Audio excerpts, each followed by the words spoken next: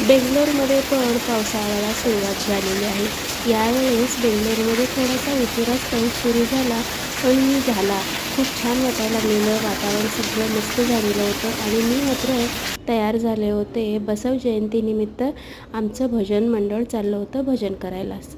रोडनी खूप अशी झाडं पडली होती, त्यामुळं ट्रॅफिक जामही होता आणि आम्ही पोहोचलो बसव जयंतीच्या निमित्ताने आमचं भजनी मंडळ आणि जे भजन ठेवलं होतं त्या ठिकाणाला.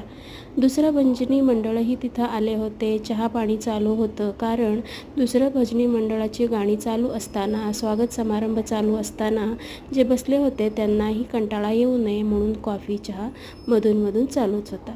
आम्ही भजन केलं, नंतर आम्हालाही बक्षीस वगैरे मिळाली. त्याचे फोटोही मी तुमच्याबरोबर शेअर करते.